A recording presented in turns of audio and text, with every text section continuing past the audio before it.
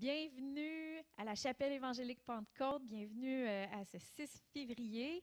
Dernier dimanche en ligne seulement. Dès la semaine prochaine, on va pouvoir se retrouver tous ensemble. J'ai vraiment hâte qu'on puisse louer Dieu tous ensemble et qu'on puisse participer tous ensemble à la réunion avec l'onction corporative. Et vous savez, la Bible a dit que le Seigneur, il n'éteint pas le lumignon qui fume. Ça nous dit aussi de ranimer la flamme. Et ce matin, c'est ce qu'on va faire ensemble. On va prendre du temps dans la présence de Dieu. On va lui demander par son Saint-Esprit de souffler dans nos cœurs et on va ranimer la flamme. Amen. Seigneur Dieu, on t'invite ce matin. On t'invite là où chaque personne nous écoute, qui participe à ce temps de louange, à l'écoute de foi, de cette parole aussi qui va être prêchée, Seigneur. On t'invite, Seigneur, viens toucher, viens souffler dans les cœurs, viens rallumer la flamme, viens ranimer la flamme alors qu'on s'approche de toi. On te remercie parce que tu t'approches de nous. Dans le nom de Jésus, Amen.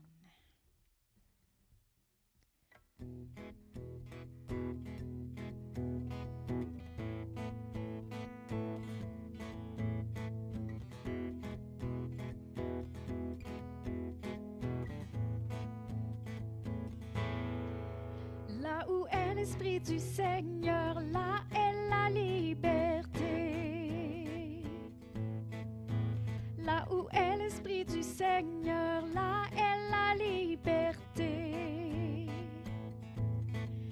Là où est l'Esprit du Seigneur, là est la liberté. Là où est l'Esprit du Seigneur, là est la liberté.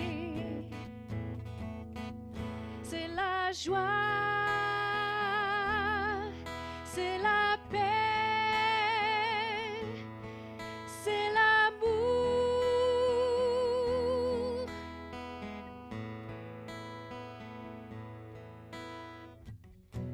C'est ta liberté qui nous rend libres. C'est ta liberté qui nous rend libres. Je suis libre, je suis libre, je suis libre, je suis libre. Là où est l'Esprit du Seigneur, là est la liberté. Là où est l'Esprit du Seigneur, là est la liberté. Là où est l'Esprit du Seigneur, là est la liberté. Là où est l'Esprit du Seigneur, là est la liberté. C'est la joie, c'est la paix, c'est l'amour.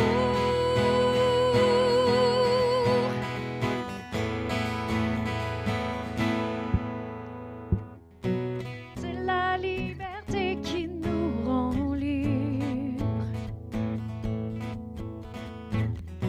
C'est ta liberté qui nous rend libres. Je suis libre,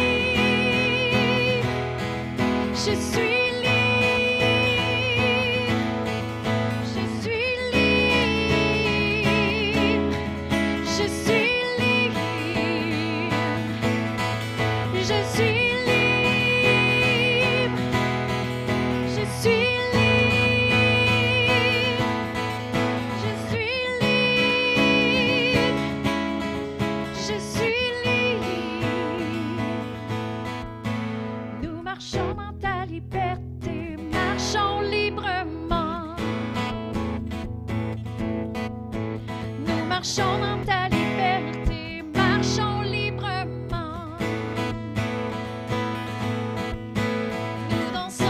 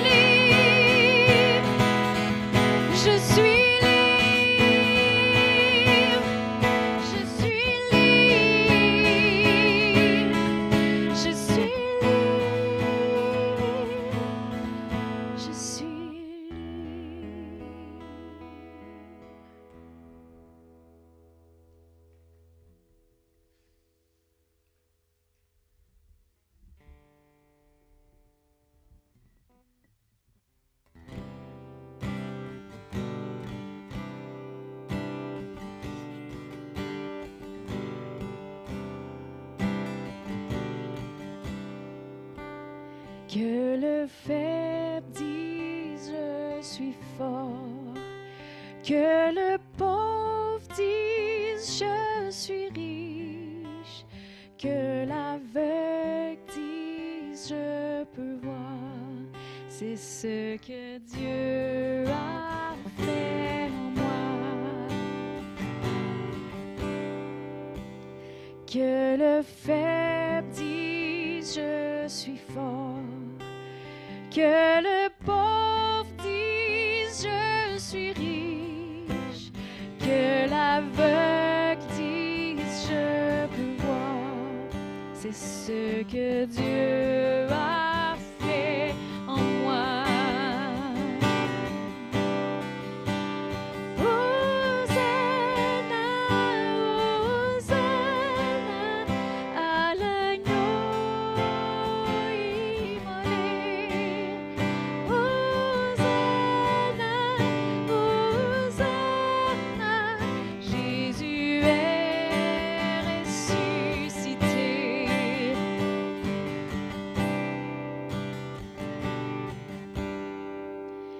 Dans le fleuve j'avancerai,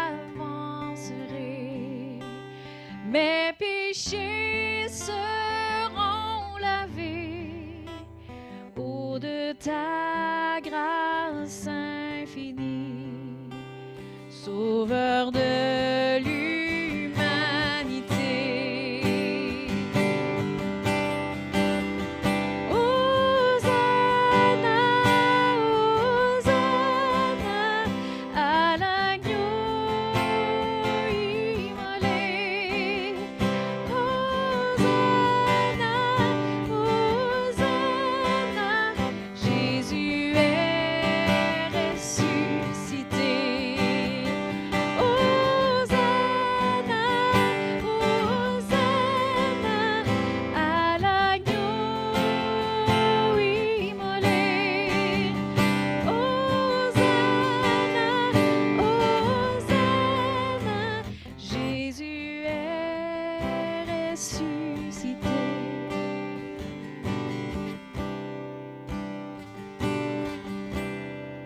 J'émergerai des profondeurs dans les bras de mon Rédempteur.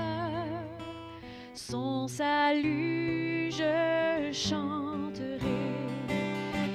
Jésus-Christ m'a libéré.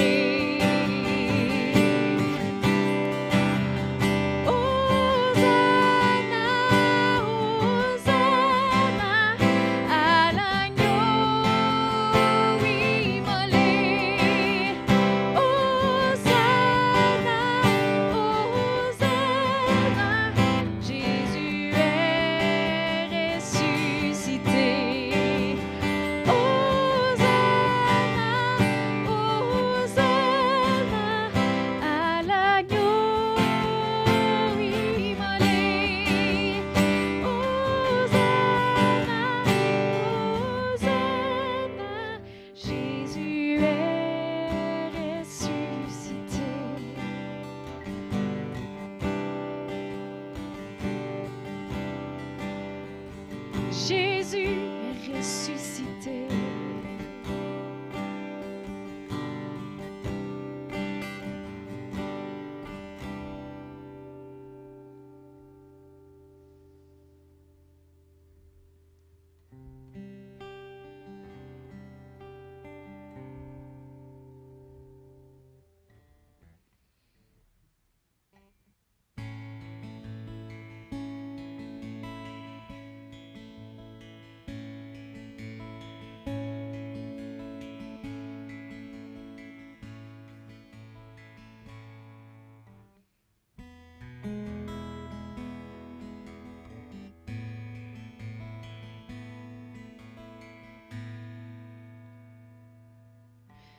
Non, rien ne me séparera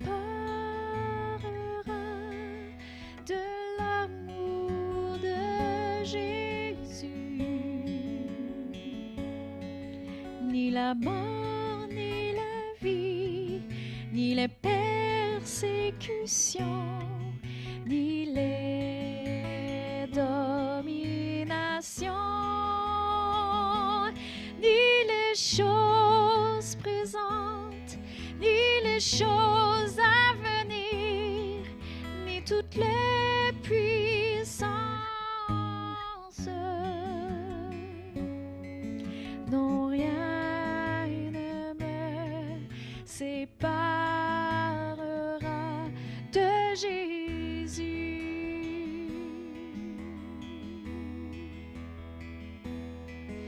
Non, rien ne me séparera de l'amour de Jésus. Ni la mort, ni la vie, ni les persécutions, ni les dominations, ni les choses présentes, ni les choses à venir, ni toutes les puissances. Non, rien ne me séparera de Jésus.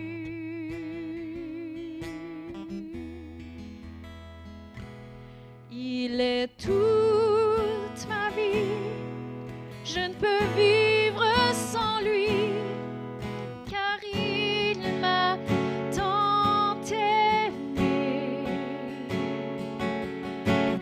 Là sur la croix, il souffrit pour moi, pour que je sois sauvé. Il m'a racheté, il m'a glorifié, et il m'a glorifié. Non, rien ne me séparera de Jésus.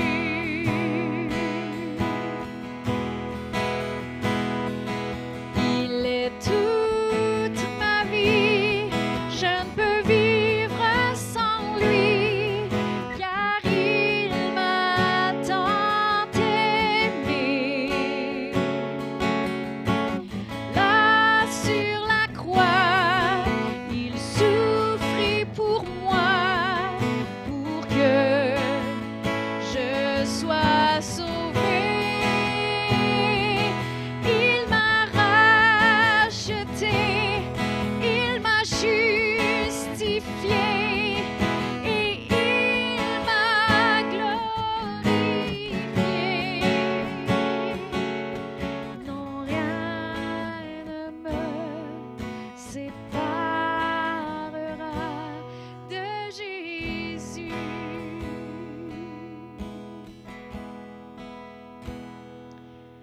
Non, rien ne me séparera de Jésus. Oh, merci Seigneur pour ton amour. Merci Seigneur. Rien ne me séparera de ton amour.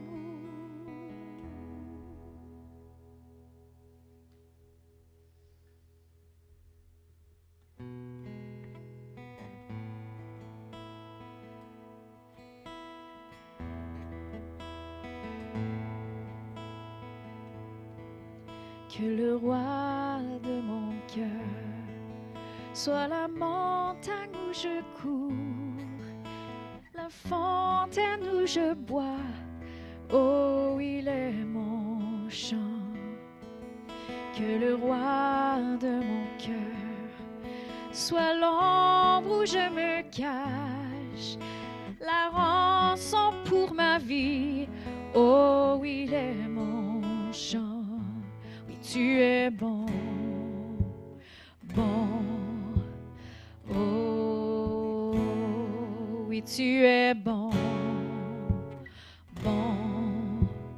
Oh.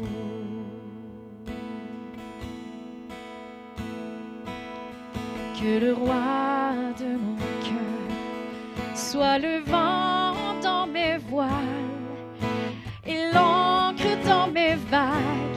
Oh, il est mon chant. Que le roi de mon cœur soit le feu dans mes veines et l'écho de mes jours. Oh, il est mon chant. Oui, tu es bon, bon. Oh, oui, tu es bon, bon. Oh, oui, tu es bon, bon. Oh, oh, oui, tu es bon, bon.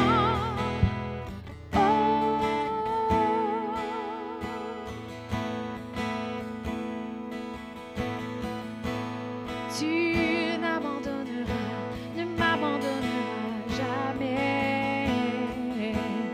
Tu n'abandonneras, ne m'abandonneras jamais. Tu ne m'abandonneras jamais. Tu n'abandonneras, ne m'abandonneras jamais. Tu n'abandonneras, ne m'abandonneras jamais. Tu n'abandonneras, ne m'abandonneras jamais. Et tu es bon, bon. Oh, oui, tu es bon, bon. Oh, oui, tu es bon, bon. Oh, oui, tu es bon, bon. Oh, tu n'abandonneras, ne m'abandonneras jamais. Tu n'abandonneras, ne m'abandonneras jamais. Tu n'abandonneras, ne m'abandonneras jamais. Tu n'abandonneras, ne m'abandonneras jamais. Oui, tu es bon, oh bon.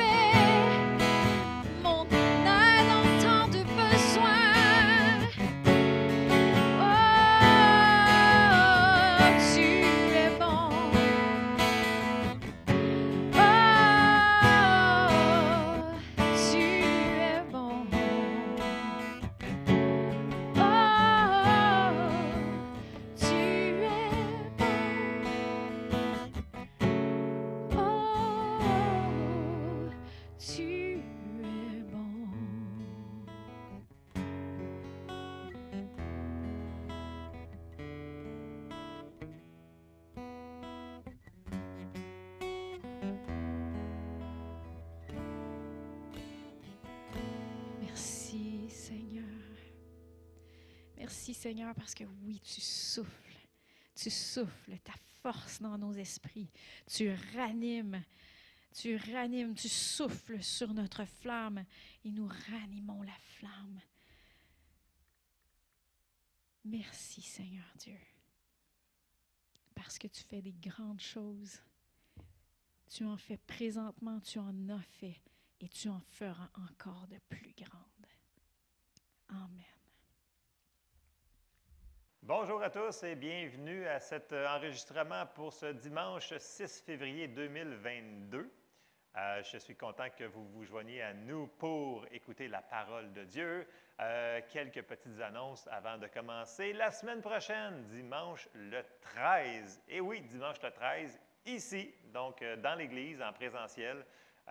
Tout le monde, on a envoyé des courriels et des choses comme ça. Si vous avez des questions sur la réouverture de l'église dimanche prochain, contactez-nous pour qu'on puisse fignoler les petits détails qui restent à faire pour la réouverture de dimanche prochain, le 13. Pour les mercredis soirs, on s'en est pas mal parlé au groupe de mercredi passé. Je vais quand même vous recontacter pour finaliser les petits détails, les ins and outs là, de la réunion du mercredi soir ici. Il va y avoir des personnes ici, puis il va y avoir quelques personnes par ordinateur, mais je vais vous donner plus de précision cette semaine qui s'en vient.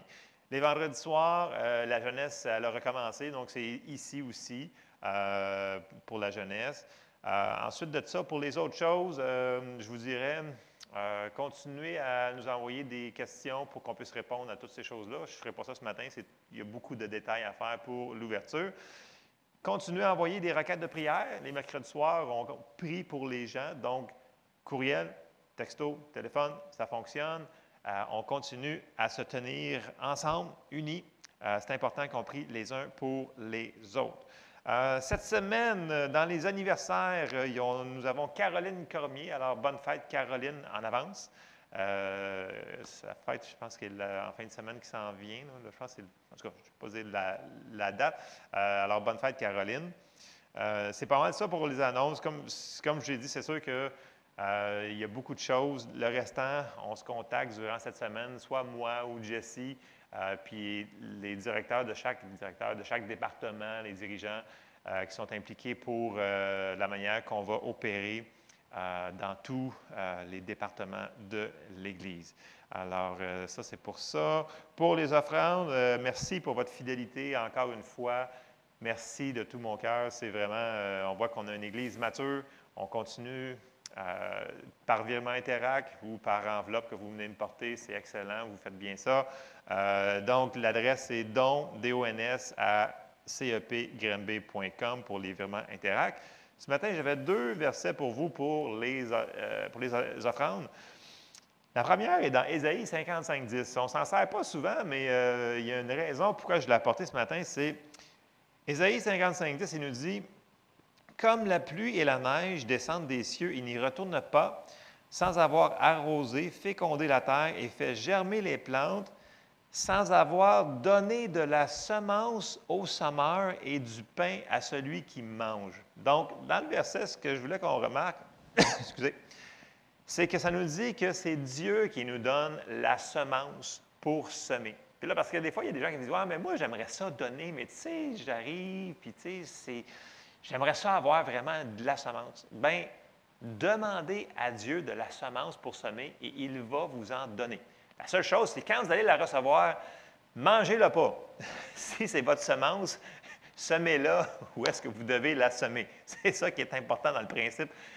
Tu sais, j'en avais parlé un petit peu la semaine dernière. Ce qu'on reçoit est une partie semence puis une partie pour notre récolte à nous autres. Donc, ce n'est pas tout à nous puis ce n'est pas toute une semence. Fait que si tu manges toute ta semence, bien, tu n'auras plus rien à semer. Puis si tu sèmes tout, bien, tu n'auras plus rien à manger. Fait qu'à un moment donné, il faut faire le bon discernement dans ça. Et l'autre verset qu'on sert souvent, c'est 2 Corinthiens 9:7, parce que tout part de notre cœur. Et Dieu aime ça quand on le fait de notre cœur. Ça nous dit dans 2 Corinthiens 9:7 que chacun donne comme il l'a résolu en son cœur, sans tristesse ni contrainte, car Dieu aime celui qui donne avec joie.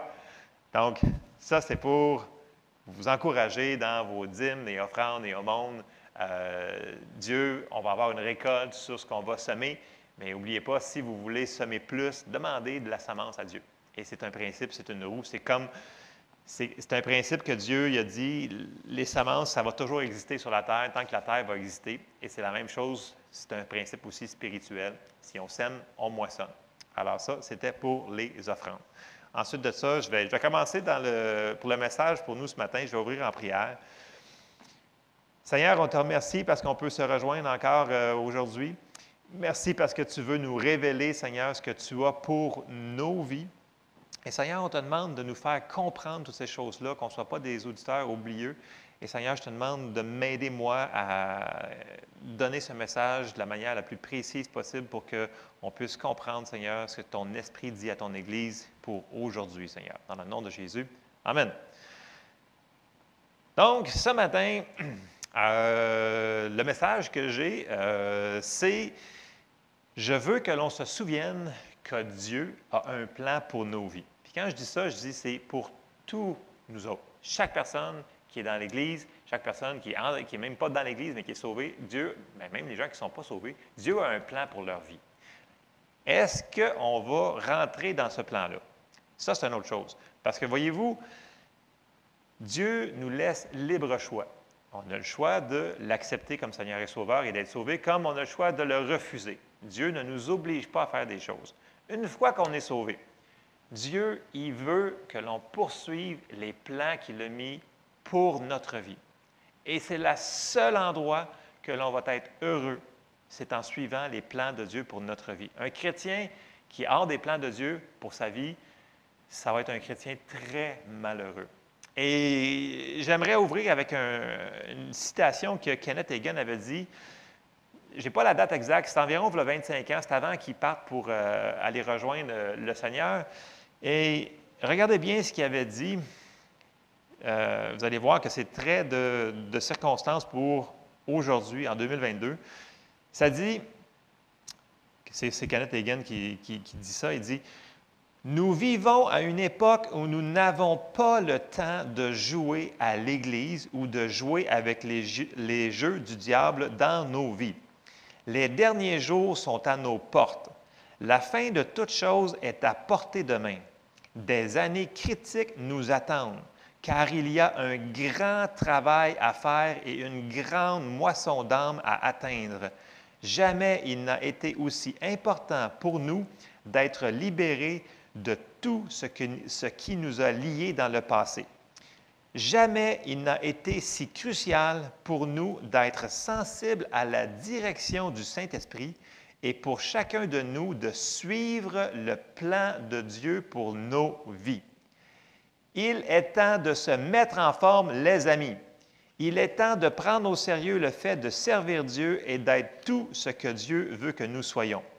Si vous marchez dans l'obéissance à Dieu, vos échecs et vos lacunes passées qui vous ont empêché de marcher dans l'Esprit ne pourront pas empêcher ce que le Seigneur a ordonné pour vous de se réaliser.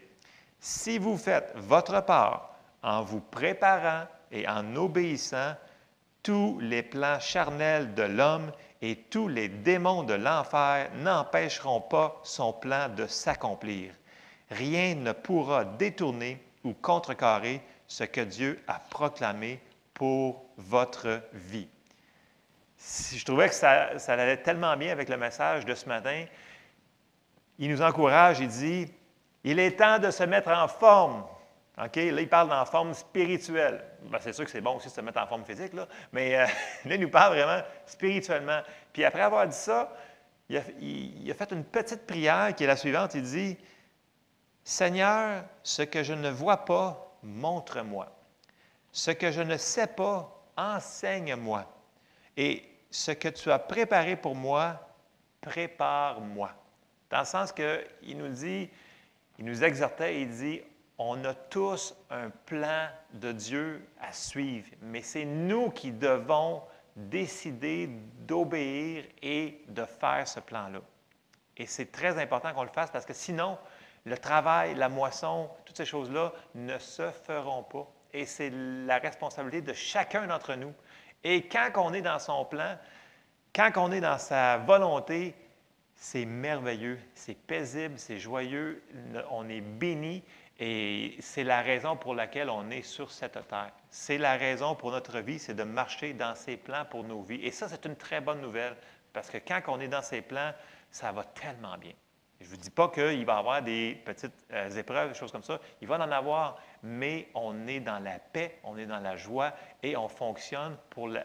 C'est la raison pour laquelle qu'on existe. Et c'est ça ce qu'on va parler ce matin. Nous devons poursuivre vraiment là, le plan de Dieu pour nos vies. Et le premier passage que je vais commencer, ça va être dans Jérémie 29, vous le connaissez tous. Il faut se souvenir que Dieu est bon et il nous aime. Et ça nous dit que ses plans, ils sont bons. On va commencer Jérémie 29, 11. Il nous dit « Car je connais les projets que j'ai formés sur vous, dit l'Éternel, projets de paix et non de malheur, afin de vous donner un avenir et de l'espérance. » Et là, si on arrête juste là, c'est super, on sait qu'on a des bons plans, mais il y a le verset 12 et 13 après, qui nous dit que c'est notre responsabilité de chercher, de trouver et de demander.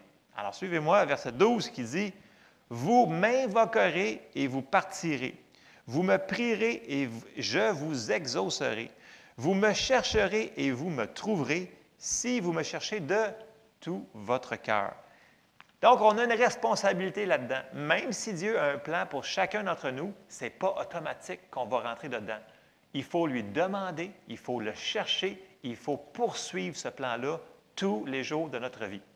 Et c'est ce que Dieu veut qu'on regarde ce matin. C'est vraiment, nous devons suivre son plan de tout notre cœur. Tu sais, quand Kenneth Hagin dit « Mettez-vous en forme, mon ami », puis ce qu'il nous présente, c'est comme si on a une course à courir devant nous, et c'est ce que la Bible nous dit, nous avons une course à courir, et nous devons le faire, mais pas de n'importe quelle manière. Et on va commencer à regarder ça.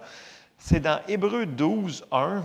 Et là, l'image ici, je l'ai sortie dans la Louis II et une autre traduction, mais Hébreux 12, 1, ça nous dit « Nous donc aussi, puisque nous sommes environnés d'une si grande nuée de témoins, rejetons tout fardeau et le péché qui nous enveloppe si facilement et courons avec persévérance dans la carrière qui nous est ouverte. » Ici, là, dans le grec, là, courir avec persévérance, c'est comme une image d'un athlète olympique. Dans ce temps-là, les Grecs avaient des compétitions comme ça, comme on a présentement les Olympiques.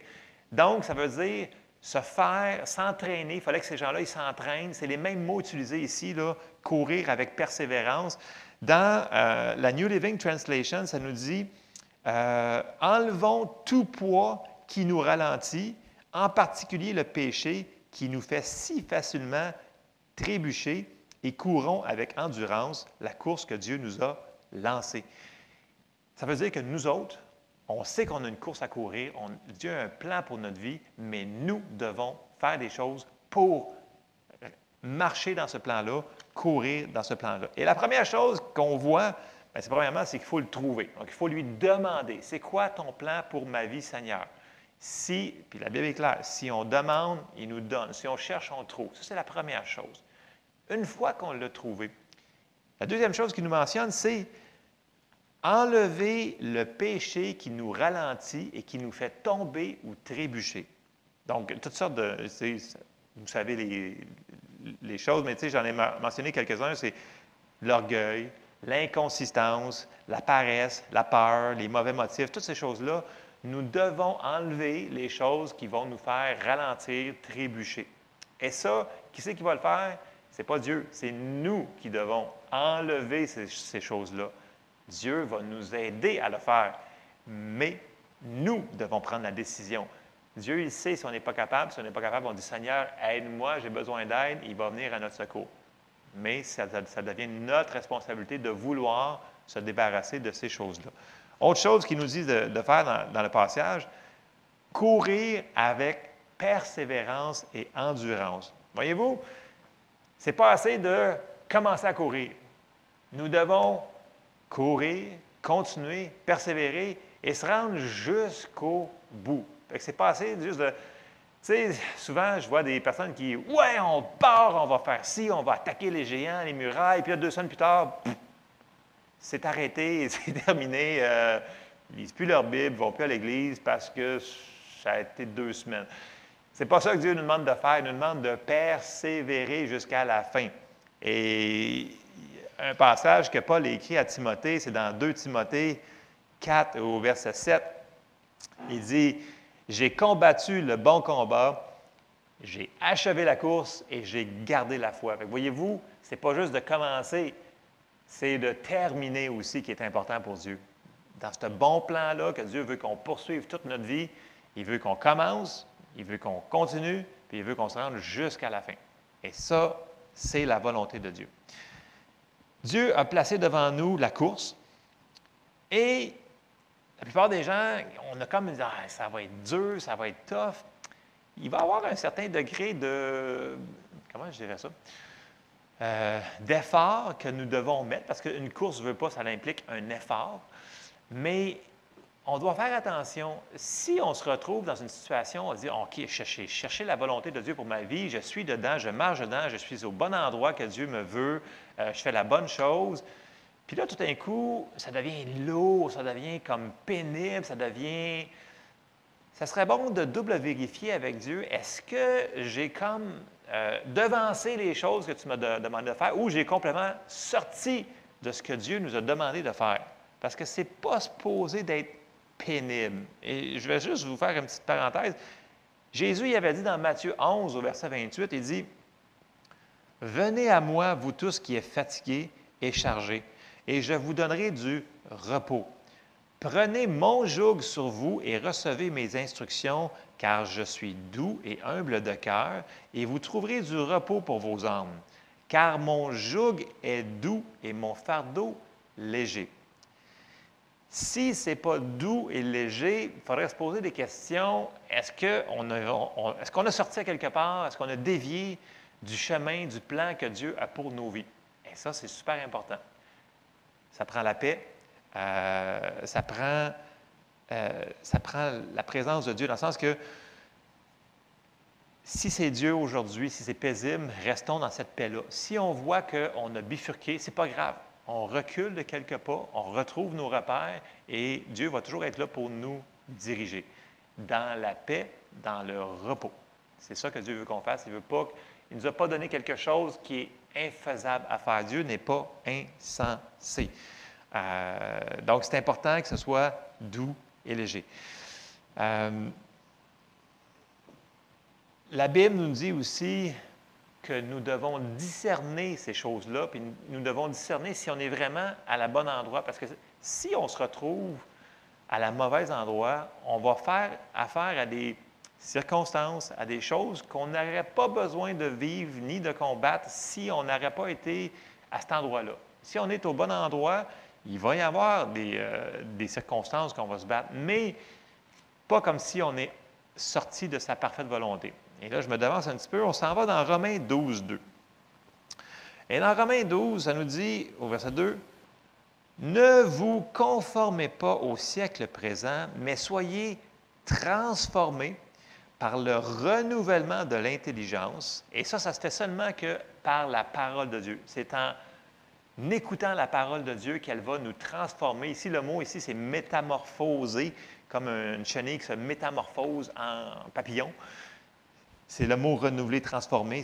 Et c'est juste la parole de Dieu qui fait ça, afin que vous discerniez quelle est la volonté de Dieu, ce qui est bon, agréable et parfait. Donc, on voit 3 circonstances ici.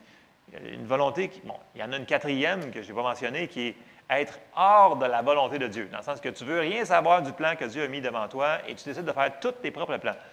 Ça va être dur à ramer. Parce que là, tu es vraiment à contre-courant, tu n'es plus sur la bénédiction. Bien, Dieu va être encore là pour t'aider, mais tu te sauves de lui, donc tu n'as plus vraiment toutes les ressources que Dieu a mises à ta disposition quand tu es dans sa parfaite volonté. Puis là, il dit, la volonté qui est bonne, c'est celle-là qui est agréable et celle-là qui est parfaite. C'est nous qui devons discerner ça et prendre, bien entendu, la bonne. Et c'est une marche, là. On va toujours suivre, et plus qu'on le suit, plus qu'on devient sensible à sa direction et plus qu'on se retrouve au bon endroit. Si on tombe, on se relève. Si on se trompe, on revient dans le chemin. Encore là, c'est toujours une question de cœur. Mais Dieu veut que l'on persévère. Fait que, quand on a vu tantôt dans Hébreux 12:1, il a dit courir avec persévérance, patience. On sait que c'est ceux qui sont par la foi et la persévérance héritent des promesses. C'est la même chose pour notre course devant nous. Nous devons le faire avec consistance, persévérance, patience.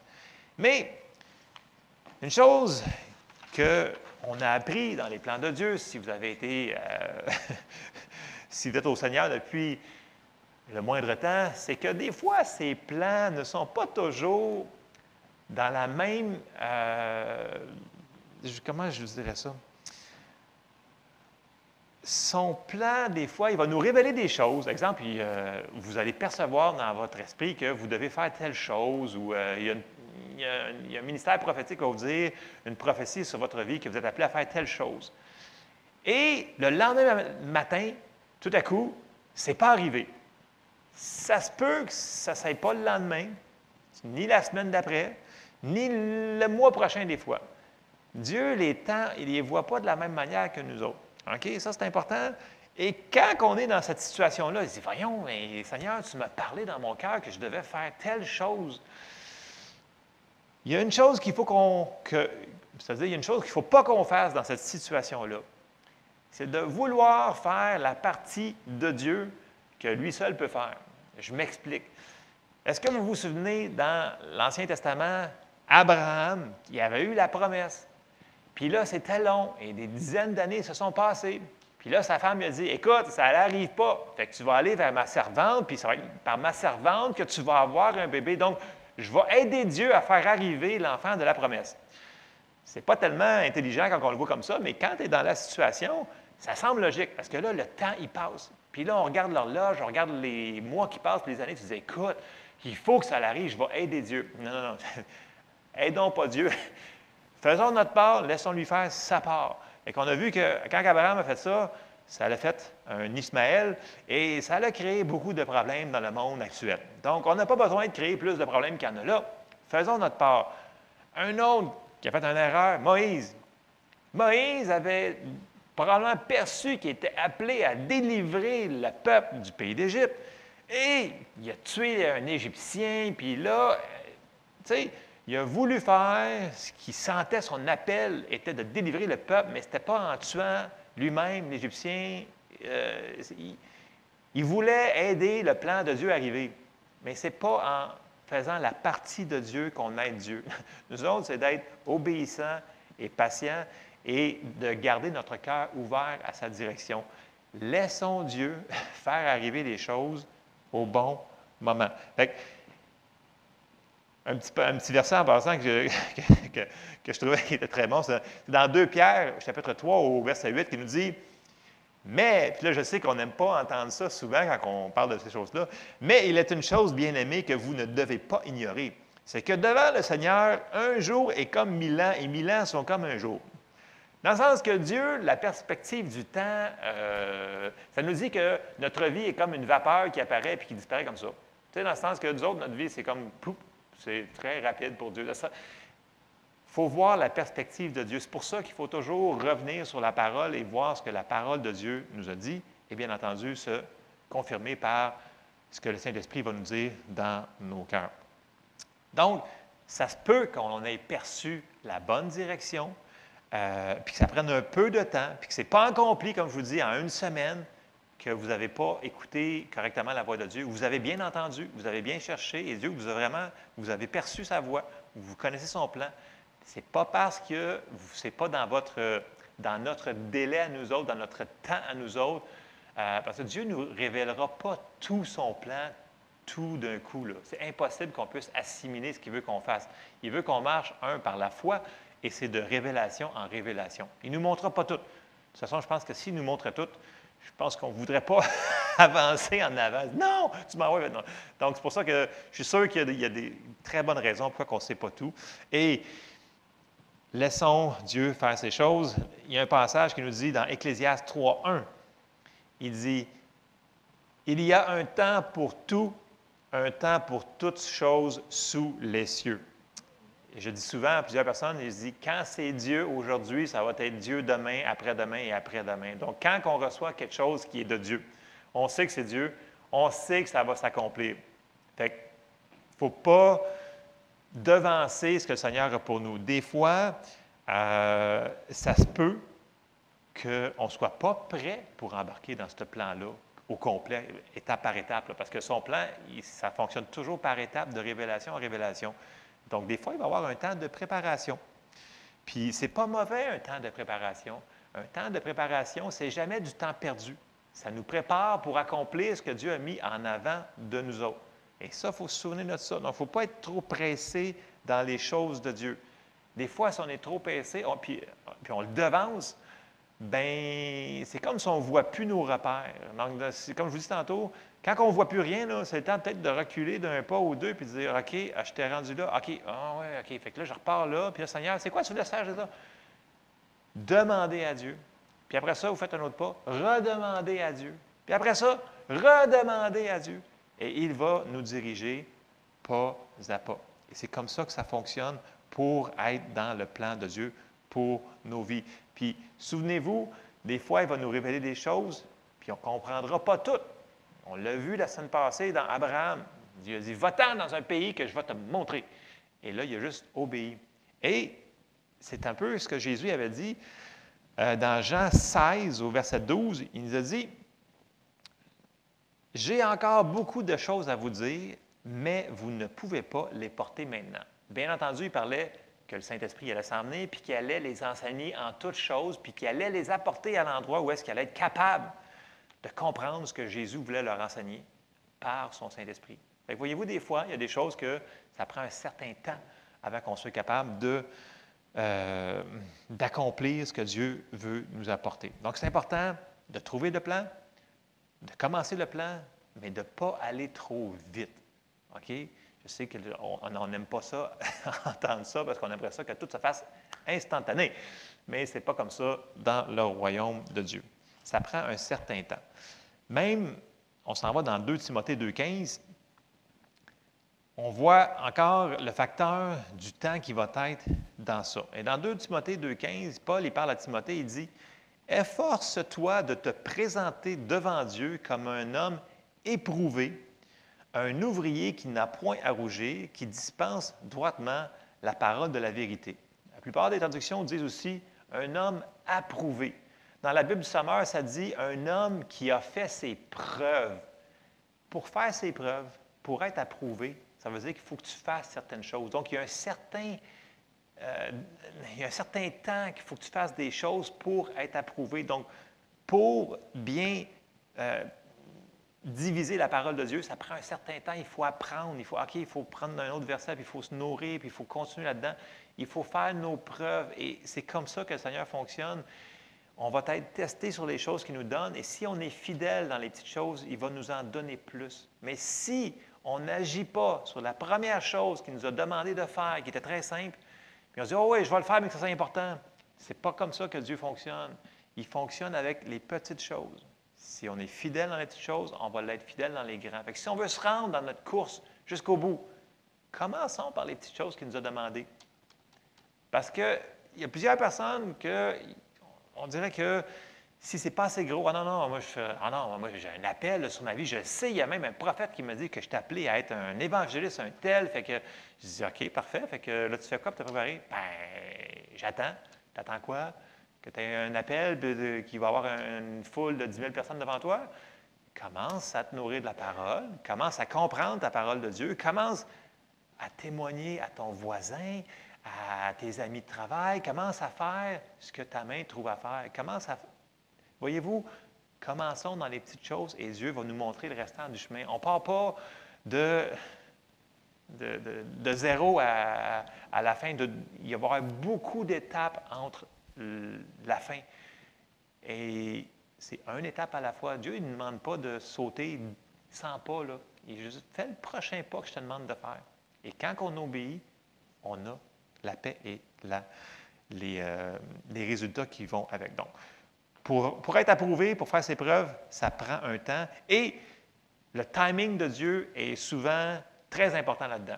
Quand on est au bon moment, au bon endroit, les choses se placent, comme on dirait, je dirais comme par tout seul, là, mais c'est Dieu qui le met en place. C'est vraiment merveilleux quand tu as pris le temps d'écouter le Seigneur, sa direction, puis de faire ce qu'il te demande de faire, autant qu'il te demande de faire. Tu arrives dans la situation, là, puis ça se règle, on dirait, instantanément, ça se fait. Là, tu te dis, wow, que c'est donc. Quand que la bénédiction de Dieu est là, les choses se font. Tu aurais essayé de le faire pendant 20 ans par toi-même, ça n'aurait pas arrivé, mais tu arrives en une après-midi, c'est réglé. Ça, c'est Dieu. Dieu, ça nous donne des résultats. Donc, le timing est très important. L'autre chose, quand on continue,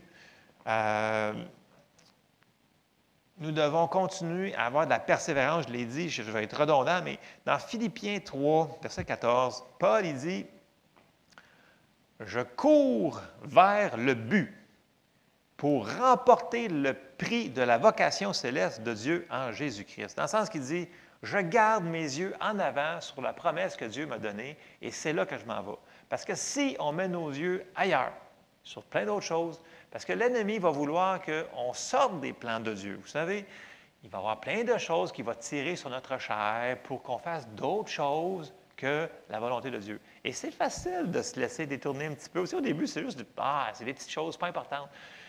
Mais oui, c'est important parce que toutes ces petites choses-là vont nous amener d'un petit degré à côté, un autre degré à côté, puis finalement, tu es complètement sorti du plan de Dieu. C'est important de garder les yeux sur la promesse que Dieu nous a donnée. Il nous a dit qu'on allait faire telle chose pour notre vie. Tenez ferme à la promesse que Dieu vous a donnée. Gardez vos yeux dessus. Comme il avait dit à Abraham, si tu peux compter les étoiles dans le ciel, regarde ça. Donc Dieu nous donne des visuels. Il dit, accroche-toi à ma parole et si tu gardes tes yeux dessus, tu vas te rendre à cet endroit-là. Ça, c'est important. Et ça nous ramène aussi à ce que j'avais dit la semaine dernière, la première direction dans nos vies, parce que je sais que tout le monde, on aimerait ça entendre la voix audible de Dieu, puis dire, écoute, va à telle place, à telle heure. Oui, mais avant d'être rendu là, la première chose que Dieu nous demande de faire, c'est de faire ce qui est marqué dans sa parole. On en a parlé la semaine passée, mais je reviens là-dessus parce que ça a entièrement rapport à le message de ce matin, de suivre les plans de Dieu sur nos vies. Dieu a dit plein de choses dans sa parole que nous devons faire si on veut accomplir ses plans. Ils sont déjà marqués, noir sur blanc. Après ça, il va nous révéler des choses par son Saint-Esprit. Donc, le passage, c'est dans Jacques 1, 22, qui nous dit « Mettez en pratique la parole et ne vous bornez pas à l'écouter en vous trompant vous-même par de faux raisonnements. » Donc, première chose pour être dans la volonté de Dieu, c'est de faire ce qui est marqué dans la parole de Dieu, dans votre Bible. C'est la première chose qu'on doit faire. Ensuite de ça, ça va être de vivre une vie, d'entretenir une vie remplie de l'Esprit de Dieu, de l'Esprit Saint. Et ça va être ce qui va nous permettre de poursuivre. Comme je l'ai dit toujours, on commence toujours par la parole écrite et ensuite de ça, on embarque sur ce que le Saint-Esprit va nous dire quand et comment l'appliquer. Comme j'avais dit la semaine dernière, c'est pas marqué là-dedans qui qu'on doit marier, qu'est-ce qu'on va faire comme travail. C'est le Saint-Esprit qui va nous diriger dans toutes ces choses-là. Donc, la parole en premier, le Saint-Esprit en deuxième. Et là, on s'en va dans Éphésiens 5. Puis, parce que les gens, des fois, me disent, « Ouais, mais tu sais, on peut-tu vraiment connaître la volonté de Dieu? » Bien, la parole de Dieu nous dit que oui. Éphésiens 5, au verset 17, ça nous dit, « C'est pourquoi ne soyez pas inconsidérés, mais comprenez quelle est la volonté du Seigneur. » C'est un ordre. Comprenez-la. Mais si tu ne la cherches pas, tu ne la comprendras pas. Mais si tu la cherches, tu vas la comprendre. Il nous dit de la comprendre. Et après ça, il nous dit des choses. Verset 18. « Ne vous enivrez pas de vin, c'est de la débauche. Soyez, au contraire, remplis de l'Esprit. Entretenez-vous par des psaumes, des hymnes et par des cantiques spirituels, chantant et célébrant de tout votre cœur les louanges du Seigneur. Rendez continuellement grâce pour toutes choses à Dieu le Père au nom de notre Seigneur Jésus-Christ, vous soumettant les uns les autres dans la crainte de Christ. » Donc, on a vu qu'on peut comprendre la volonté du Seigneur, on doit la comprendre, Mais après ça, nous devons vivre une vie remplie de l'Esprit en faisant les choses qu'il vient de nous mentionner. Puis, voyez-vous ici, là, au verset 18, là, si vous regardez dans un dictionnaire biblique, là, dans le grec, ça dit, en anglais, ça traduit « be being filled ». Donc, c'est une action continuelle d'être toujours rempli. Donc, c'est comme... pensez à un verre d'eau, puis un pichet d'eau que vous versez dedans, puis là, le verre d'eau, il est rempli, mais non seulement il est rempli, mais là, il déborde.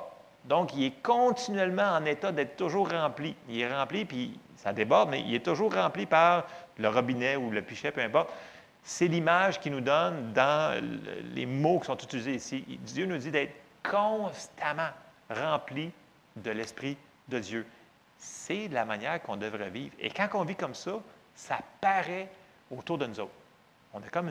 On vit différemment des gens qui ne le sont pas. Oui, vous allez voir. Donc, le verset 20 nous dit être reconnaissant. Et là, si on s'en va dans 1 Thessaloniciens 5, 18, ça nous dit rendez grâce en toutes choses, car c'est à votre égard la volonté de Dieu en Jésus-Christ. Donc, vivre une vie d'action de grâce, c'est marcher aussi selon l'Esprit. C'est ce que la parole de Dieu nous dit de faire dans Éphésiens 5. Ensuite, marcher humblement, rester enseignable. Dans le sens que quand on pense qu'on est arrivé, hey, là, j'ai compris tellement d'affaires, je suis rendu là. Point dangereux. C'est super qu'on reconnaisse qu'on a grandi et c'est merveilleux, mais restons humbles et enseignables. Ça, c'était au verset 21. Puis dans 1 Pierre 5, au verset 5, ça nous dit « De même, vous qui êtes jeunes, soyez soumis aux anciens, et tous, dans vos rapports mutuels, revêtez-vous d'humilité, car Dieu résiste aux orgueilleux, mais il fait grâce aux humbles. » Si on veut vouloir avancer, il va falloir que l'humilité fasse partie intégrale de notre vie. Et on ne peut pas vivre sans ça. Une autre chose qui va nous aider à avancer, puis c'est vraiment, on l'a effleuré souvent, celle-là, il va falloir qu'on soit, on va lire le passage, puis je vais faire des commentaires par après. Romains 12, au verset 10. Ça nous dit, « Par amour fraternel, soyez pleins d'affection les uns pour les autres. Par honneur, usez de prévenance réciproque. Ayez du zèle et non de la paresse. Soyez fervents d'esprit. Servez le Seigneur. » Dans la Bible du Sommeur, ça dit « Soyez bouillants ». Donc, il nous dit, écoutez, soyez bouillants, soyez en feu, soyez remplis de l'Esprit. C'est comme ça que Dieu veut qu'on fonctionne. Il veut que l'on soit toujours rempli, toujours bouillant, fervent d'Esprit. Et si on marche comme ça, bien, ça va être plus facile de marcher dans le chemin qu'on a à faire. Parce qu'on va être dans le chemin pareil, il faut qu'on marche. Et si on est rempli de l'Esprit, c'est plus facile d'accomplir les choses que Dieu nous demande de faire. Et ça, c'est un principe qui est fondamental. Nous devons être bouillants pour le Seigneur.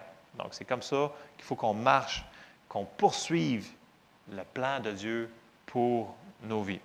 Et on voit ce principe-là un petit peu dans Acte 6.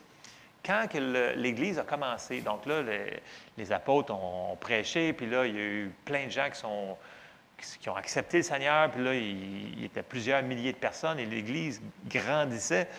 Et on arrive dans Acte 6, et au verset 1, et on voit quelque chose qu'ils ont pris la peine de nous dire, qu'ils ont mis en place. Donc, on commence Acte 6, et au verset 1, ça nous dit « En ce temps-là, le nombre des disciples augmentant, les Hellénistes murmurèrent contre les Hébreux parce que leurs veuves étaient négligées dans la distribution qui se faisait chaque jour.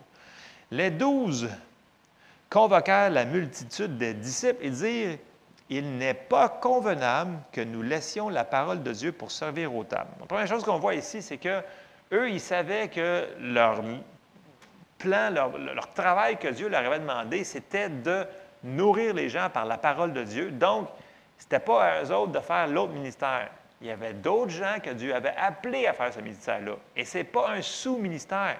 Si ton appel, c'est de faire ça, fais ce que Dieu te demande de faire. Donc, Ils n'ont pas sorti de leur appel. C'est la première chose à faire, c'est une erreur commune. On voit qu'il y a d'autres choses, qu'il y a d'autres besoins. On a tendance à vouloir le faire, mais on va enlever l'endroit à quelqu'un de s'impliquer dans son ministère. Et ça, c'est grave, parce que c'est là que sa bénédiction à lui est. Puis toi, tu sors de ton appel et tu t'embarques dans quelque chose que tu ne dois pas faire. Je ferme la parenthèse, mais c'est important de comprendre ça. Après ça, il dit, c'est pourquoi, frères, donc on est à Acte 6 au verset 3, choisissez parmi vous 7 hommes de qui l'on rende un bon témoignage, qui soit plein d'Esprit Saint et de sagesse, et que nous chargerons de cet emploi. Donc, on voit 3 choses très importantes que les apôtres ont dit que pour faire le travail que Dieu nous confie, peu importe quel est le travail, c'est les mêmes qualifications. OK? Donc, il nous a dit d'avoir un bon témoignage, être plein d'Esprit Saint et de sagesse. Donc, si ça ne se verrait pas visiblement, on ne pourrait pas le savoir. Donc, ça a l'air qu'être rempli du Saint-Esprit, être rempli, c'est visible. Parce que sinon, ça n'aurait pas été évident pour ces gens-là de les choisir. Donc, bon témoignage avec tout le monde, plein d'Esprit Saint et la sagesse. Donc, c'est 3 qualificatifs que nous devons mettre dans nos vies, que nous devons nous efforcer de porter ces fruits-là pour continuer à avancer, pour faire l'œuvre que Dieu a mis dans nos vies. Ce n'est pas seulement dans le ministère. Le monde pense juste seulement des fois dans l'Église. Mais si Dieu t'a appelé à être un prédicateur, tant mieux. Si Dieu t'a appelé à être un évangéliste, tant mieux. Mais si Dieu t'a appelé à être un plombier, un mécanicien, peu importe ce que Dieu vous a appelé, c'est les mêmes qualificatifs. Là, on voit ici que c'est pour servir aux tables. C'était important pour les apôtres que pour servir aux tables, donc distribuer la nourriture, que ces gens-là soient remplis d'un bon témoignage envers tout le monde, de sagesse et du Saint-Esprit. Les principes s'appliquent pour toutes les autres choses. C'est important qu'on garde ça en considération. Un autre point qu'on doit rajouter et qui est vraiment important, qu'on a vu à maintes reprises, je l'ai pris dans 1 Jean 2,11, mais il se retrouve un petit peu partout. Et il est un petit peu plus précis au niveau du message de ce matin. C'est 1 Jean 2, verset 11, qui nous dit, Jésus, il dit, l'apôtre Jean, il dit, « Mais celui qui est son frère est dans les ténèbres. Il marche dans les ténèbres et il ne sait où il va parce que les ténèbres ont aveuglé ses yeux. » On a souvent parlé que nous devons vérifier notre marche d'amour. Donc, marcher dans l'amour est une prérogative principale dans tout ce qu'on fait dans notre vie. Dieu y en parle après chaque prière quasiment qui nous enseigne, la prière de la foi, la prière de la consécration. Il nous dit, si vous avez quelque chose, pardonnez. C'est comme ça. Puis là, ça nous dit que quand on ne fait pas ça, là, il nous dit quand on haït son frère, on marche dans les ténèbres, puis on ne voit pas. Donc, tu ne vois plus ce qui se passe. Là, tu essaies de discerner quelle est la volonté de Dieu pour ta vie, mais en marchant dans le manque de pardon, dans l'offense, donc tu sors de la marche d'amour, tu deviens aveugle, tu ne vois plus. Donc, d'où l'importance de marcher dans l'amour continuellement, même si les situations ne sont pas faciles, même si les gens ont fait des choses pas gentilles avec vous autres, on n'a pas le choix. Pardonnons et marchons dans l'amour et vous allez voir que votre relation avec Dieu va rester claire. Le chemin reste toujours illuminé. Et c'est comme ça que ça nous dit qu'on ne marchera pas dans les ténèbres. Et ça, c'est un des bénéfices parmi tant d'autres de marcher dans l'amour. Ensuite de ça, on a dit, oui, une vie remplie de l'Esprit, mais quand on marche rempli de l'Esprit, c'est la manière qu'on arrive à accomplir les choses que Dieu nous a demandé de faire. Puis juste un petit croche dans ce que Jésus avait dit aux disciples et aux apôtres au début, dans Acte 1. Il avait dit, dans Acte 1,8, il avait dit, « Mais vous recevrez une puissance. » Une puissance pour faire quoi? Le Saint-Esprit survenant sur vous, et vous serez mes témoins à Jérusalem, dans toute la Judée, dans la Samarie et jusqu'aux extrémités de la terre. Le Saint-Esprit sur nous, il est là pour nous aider à accomplir le ministère que Jésus veut qu'on fasse. La puissance, tu sais, pourquoi tu donnerais un don à quelqu'un si c'est pour faire rien avec? C'est ridicule. Dieu n'est pas comme ça. Dieu, quand il nous donne quelque chose, parce qu'il veut qu'on s'en serve. Et si ça nous dit que la puissance est là pour qu'on soit ses témoins, ça nous prend cette puissance-là. Et on le voit un petit peu plus loin que, oui, ils ont été baptisés du Saint-Esprit au jour de la Pentecôte, mais il y a eu d'autres remplissages par après, je vous dirais. On va aller le voir dans Acte 4 et au verset 29.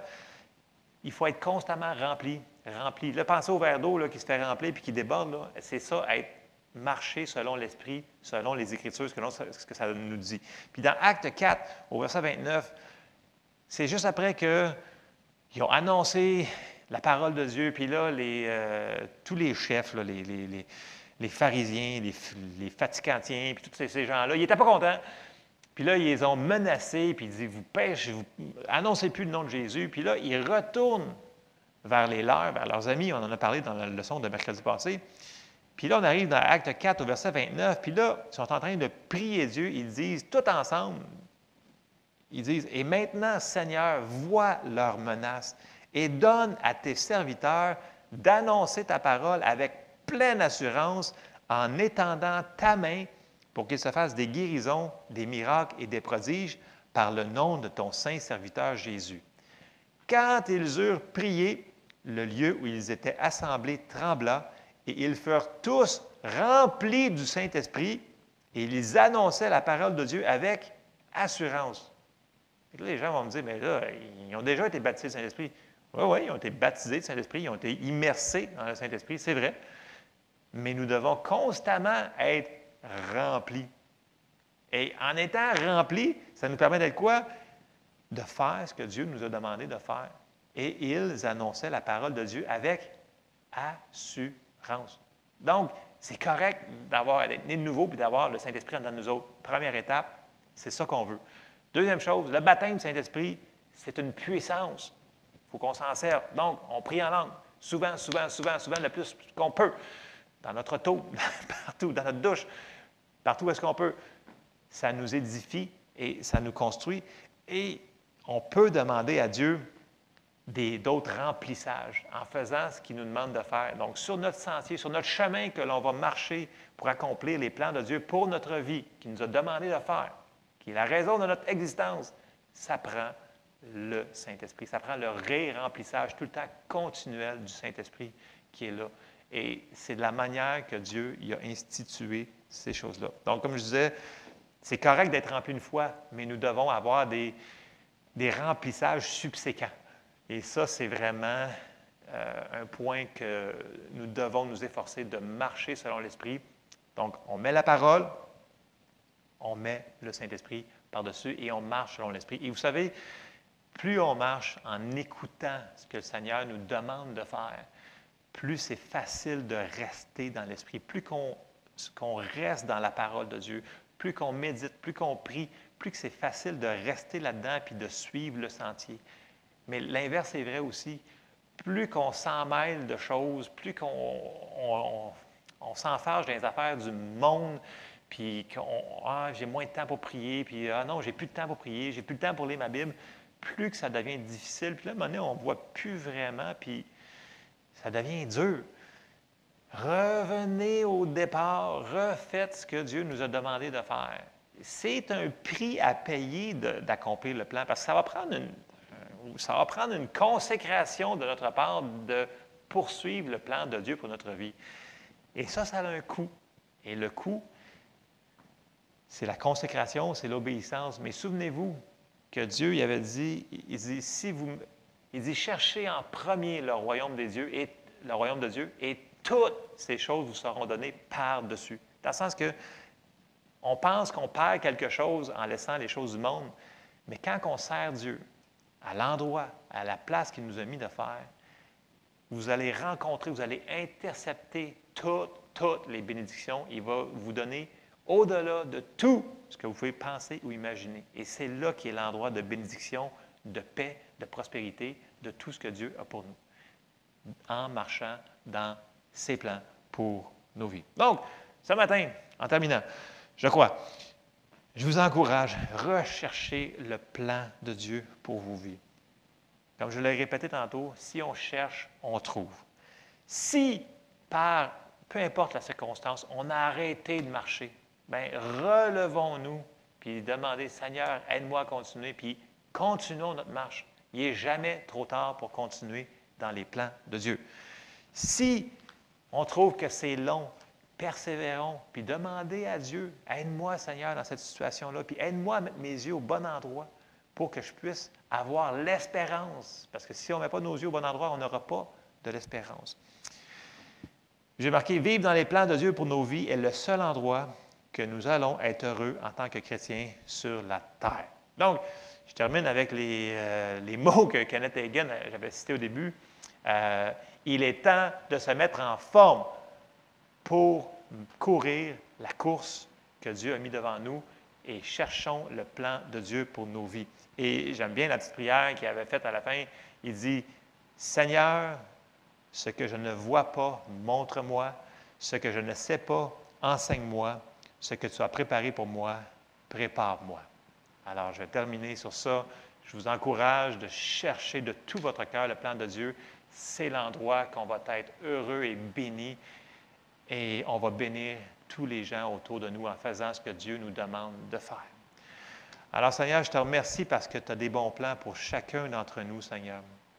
Aide-nous à les trouver. Aide-nous à marcher dedans. Donne-nous de la force. Donne-nous de la persévérance. Donne-nous, Seigneur, de la fortitude. Et, Seigneur, je te demande de déverser sur nous une fraîche onction de ton Saint-Esprit pour nous renforcer, Seigneur, pour nous aider à nous diriger, Seigneur, vers les bons plans que tu as mis en avant de nous. Je te prie, Seigneur, dans le nom de Jésus. Amen. Alors, soyez bénis. On se voit la semaine prochaine ici. Amen.